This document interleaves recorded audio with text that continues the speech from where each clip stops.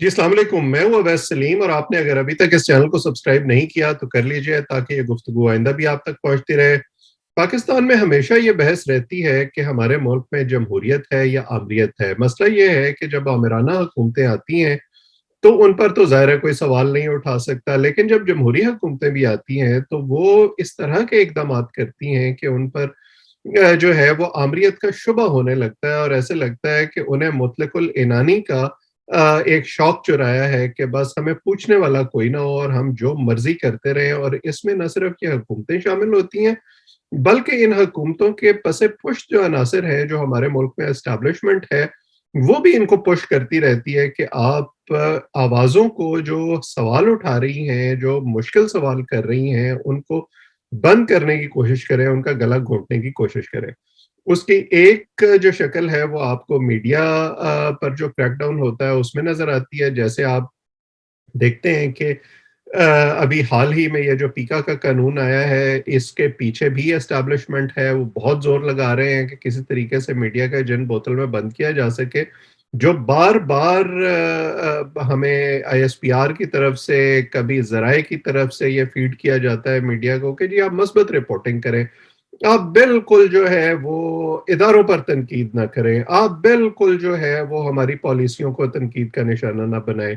یہ چند لوگوں کی اگر آپ بات کر لیں تو کوئی بات نہیں ہے، لیکن اس سے بڑا morale ڈاؤن ہوتا ہے۔ اس کا مطلب یہی ہوتا ہے کہ میڈیا کو وہ سوال کرنے چاہیے جو ہمارے ادارے چاہتے ہیں کہ وہ سوال کیے جائیں، فرمائشی سوال ہوں، مشکل سوال نہ ہوں، کیونکہ ان کا جواب دینے کی کسی میں ہمت نہیں ہے۔ اور اسی طرح کی جو پالیسی ہے وہ سول سوسائٹی کے بارے میں بھی ہے۔ اب آپ دیکھ رہے ہیں کہ بڑے عرصے سے ہمارے یہاں ایک معاملہ چل رہا ہے، یہ جو فورس ڈس اپیئرنسز ہیں، یعنی لوگ غائب ہو جاتے ہیں، ان کا پتہ کوئی نہیں چلتا، ان کے وارثان جو ہیں وہ در بدر پھرتے رہتے ہیں، خاص طور پر بلوچستان سے، خیبر پختونخوا سے، اور اب تو پنجاب سے بھی اس قسم کی اطلاعات آ رہی ہیں۔ جب ان کے بارے میں لوگ آواز اٹھاتے ہیں تو پھر ہمارے اسٹیبلشمنٹ کو بڑا مسئلہ ہو جاتا ہے، اور وہ یہ کوشش کرتے ہیں کہ ان آوازوں کو کسی طرح سے ڈسکریڈٹ کیا جائے، اور اس کو شکل یہ دی جاتی ہے کہ یہ دشمن جو ممالک ہیں ان کے ایما پر ایسا کر رہے ہیں۔ بلکہ چندن چند ماہ پہلے تو آپ کو یاد ہوگا اس حوالے سے ایک مضحکہ خیز واقعہ جو ہے وہ ہوا کہ جو human rights ministry and forced ڈس اپیئرنسز کا بل لانے کی کوشش کر رہی تھی، وہ بل ہی اپنی جگہ سے غائب ہو گیا، اور کسی کو پتہ ہی نہیں چلا کہ جی یہ بل گیا کہاں۔ اس کا ڈرافٹ جو ہے وہ ایسے لگا کہ ہوا میں اڑن چھو ہو گیا۔ تو یہ سوچنا کہ اس بل کی بنیاد پر ان لوگوں کو بازیاب کرایا جا سکے گا، یہ تو شاید دیوانے کا خواب ہے۔ اب اس میں جو تازہ ترین واقعہ ہوا ہے وہ یہ ہوا ہے کہ بلوچستان سے خوزدار سے ایک طالب علم حفیظ بلوچ جو ہیں وہ غائب ہو گئے ہیں، اور پے در پہ اس قسم کے واقعات وہاں ہوتے رہتے ہیں۔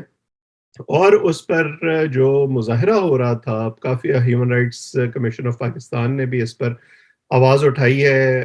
پچھلے کچھ عرصے میں، اور اس کے بارے میں جو مظاہرہ اسلام آباد میں ہو رہا تھا، جہاں پر محسن داوڑ موجود تھے جو ایم این اے ہیں، پھر وہاں پر ایمان حاضر مزاری موجود تھیں جو اس معاملے میں وکیل ہیں، اور شیریں مزاری جو ہماری پی ٹی آئی کی فیڈرل منسٹر ہیں، ان کی بیٹی بھی ہیں، اور کچھ کوریج کرنے والے صحافی بھی وہاں موجود تھے۔ اب اس کے بعد ہوا کیا؟ نہ صرف یہ کہ ان کی بات کسی نے نہیں سنی، بلکہ پولیس نے الٹا ان کو مارا پیٹا، ان کو دھمکایا، ان اسٹوڈنٹس کو، اور انہی پر جو ہے وہ پھر ایک دہشت گردی کا پرچہ دے دیا، ایک ایف آئی آر کاٹ دی، اور اس ایف آئی آر میں ایمان مزاری کو بھی، محسن داوڑ کو بھی، اور وہاں جو کوریج کرنے والے صحافی تھے ان میں سے اسد طور کو بھی اس میں نامزد کر دیا۔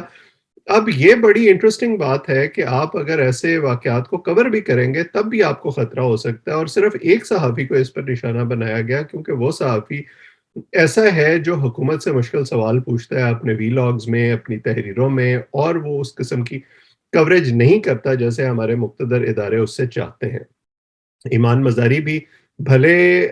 بیٹی ہوں شیریں مزاری کی، لیکن ان کو بھی آپ نے دیکھا کہ وہ بڑی ووکل ہیں فوج کی سیاست میں کردار پر،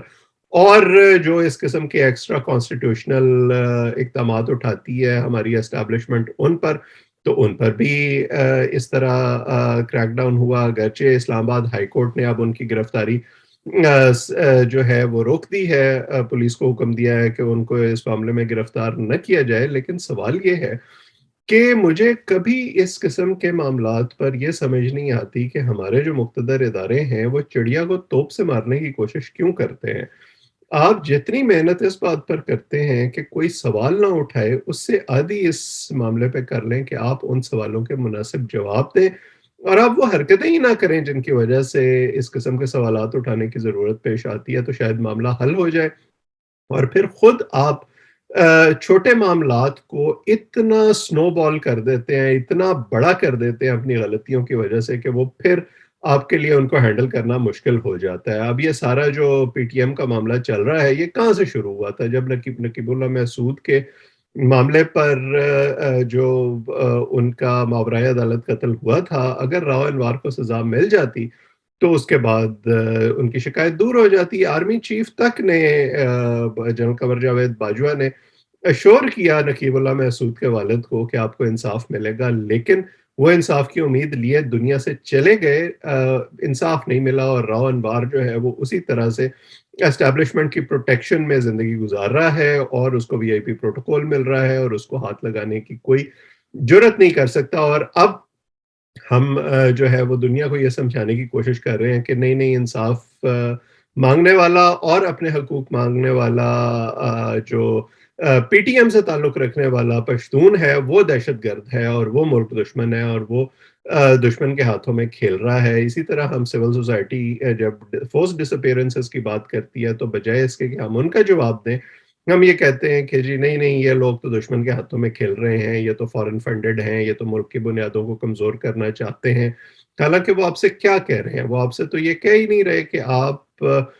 قانون کو امپلیمنٹ نہ کریں، وہ یہ کہہ رہے ہیں کہ اگر کوئی قانون ہے تو اس کا استعمال کریں، یعنی اگر آپ کے پاس کوئی ثبوت ہے، آپ ان لوگوں کو عدالتوں میں لے کے رہیں، وہ ثبوت عدالتوں میں پیش کریں اور اس کے بعد جو ہے جو قرار واقعی سزا ہے وہ ملے۔ یہ معاملہ کہ لوگ غائب ہو جاتے ہیں اور ان کا پتہ ہی نہیں چلتا اور کوئی خود ہی گھر آ جاتا ہے شمالی علاقہ جات کی سیر کے بعد، اور کوئی جو ہے وہ اس کی لاش برآمد ہوتی ہے، کوئی زخمی ہوتا ہے اور اس کے بعد جو ہے وہ سارا معاملہ ٹھپ ہو جاتا ہے۔ آپ یہ سوچیں کہ یہ کتنا چین ری ایکشن بنتا ہے اس سے کہ اور جو اس کمیونٹی میں یا اس خاندان میں لوگ ہوں گے ان کے اندر کتنا ہارٹ برن ہوتا ہوگا، اور وہ یہ کرتے کرتے ہم نے بلوچستان میں اور فاٹا میں صورتحال یہاں تک پہنچا دی ہے کہ اب وہ اسٹیٹ کے خلاف بات کرنا شروع ہو گئے ہیں، بجائے اس کے کہ ہم ان کے گریوانسز کو ایڈریس کرنے کی کوشش کریں، ہم ان کے زخموں پر نمک چھڑکتے ہیں اس قسم کے اقدامات کر کے،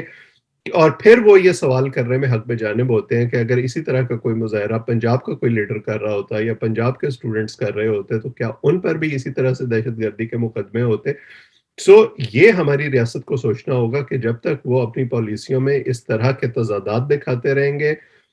یہ مسئلے چھوٹے نہیں رہیں گے، یہ بڑے ہو جائیں گے، اور پھر آپ یہ شکایت بھلے کرتے رہیں کہ ان کا فائدہ ہمارے دشمن اٹھا رہے ہیں، اور پھر وہ دشمن جب فائدہ اٹھاتے ہیں تو وہ اسی طرح کے واقعات کی صورت میں نکلتا ہے جیسے آپ نے